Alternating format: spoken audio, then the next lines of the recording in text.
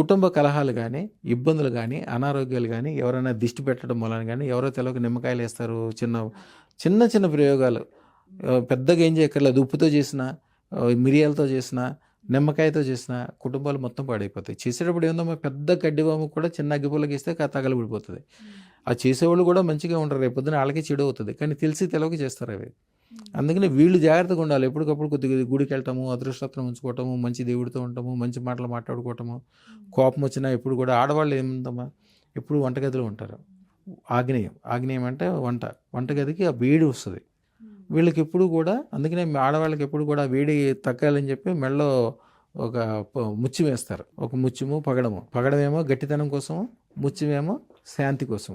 అది కొద్దిగా ఎప్పుడు జాగ్రత్తగా ఉండాలి. నేను ఇప్పుడు అందరికీ చెప్పేది ఏంటంటే, మీ ద్వారా పొరపాటును కూడా భార్యాభర్తలు ఏమన్నా వస్తే కూడా ఒకళ్ళకొకళ్ళు అనుకోవద్దు. ఒకళ్ళకి ఒక రకమైన దాంట్లో సమర్థత ఉండొచ్చు. పెద్దోళ్ళు వస్తారు నా దగ్గరికి.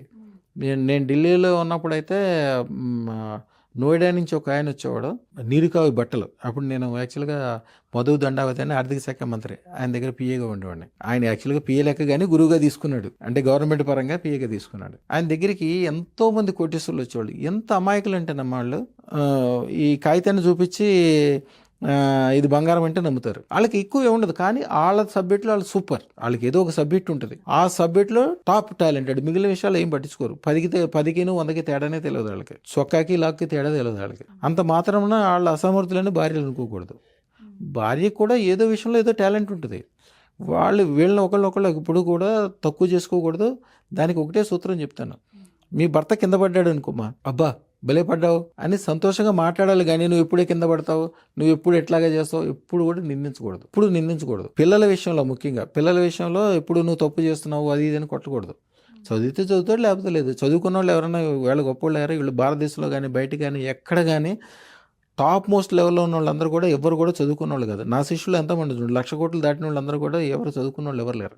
ఏదో ఒక టాలెంట్ ఉంటుంది. ఎప్పుడు కూడా పిల్లల్ని తల్లి మెచ్చుకోవాలి. వాడు అల్లరి చేసేవానికి బడి చేసేవాడు అల్లరని ఎంజాయ్ చేయాలి. పెద్దయ్యాక చేయమంటే చేస్తారు వాళ్ళు, చిన్నప్పుడే కదా చేసేది. అంతే. ఇప్పుడు కూడా పాజిటివ్గానే ఉండాలి. భార్య భర్తను అనకూడదు, భర్త అయితే భార్యని లక్ష్మీదేవిలాగా చూసుకోవాలి.